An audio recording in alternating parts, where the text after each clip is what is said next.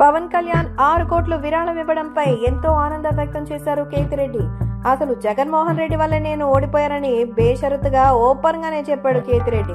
ఎందుకంటే కేతిరెడ్డి ముందు అందరిలాగా కాదు.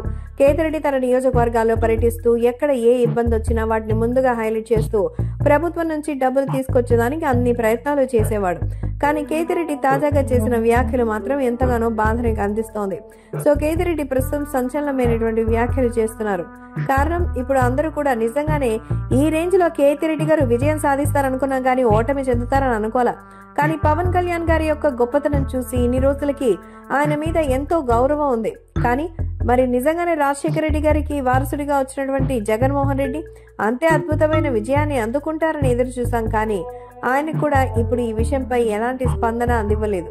కానీ రాష్ట్రంలో భవిష్యత్తులో జరగబోయే పనుల గురించి ఎంతో కాన్సన్ట్రేషన్ గా పవన్ కళ్యాణ్ వ్యవహరిస్తున్న తీరు అభినందనీయమని, ఒక నాయకుడు లీడర్ అంటే పవన్ కళ్యాణ్ గారు లాగానే ఉండాలని, రాష్ట్రం వరదల్లో కొట్టుమిట్టాడుతున్నటువంటి నేపథ్యంలో 6 కోట్లు ఇవ్వడం అంటే నిజంగా హ్యాట్స్ ఆఫ్ అంటూ కేతిరెడ్డి పవన్ కళ్యాణ్ ని ఎంతగానో మెచ్చుకున్నట్టుగా అయితే తెలుస్తోంది.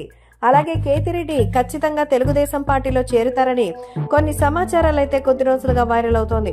త్వరలోనే అఫీషియల్ గా తెలుగుదేశం పార్టీలోకి చేరి అప్పుడు మరి ఈ విషయాలపై కాన్సన్ట్రేట్ చేయాలని ఎదురు చూస్తున్నట్టుగా సమాచారం. సో కేతిరెడ్డి గారు ప్రస్తుతం పవన్ కళ్యాణ్ గారిని మెచ్చుకోవడం, టీడీపీకి సంబంధించి కొత్త బాధ్యతలు తీసుకోబోతున్నారనడం అభిమానుల్లో ఆసక్తిని రేపెత్తిస్తోంది. కాబట్టి ఏం జరుగుతుందనేది చూడాలి.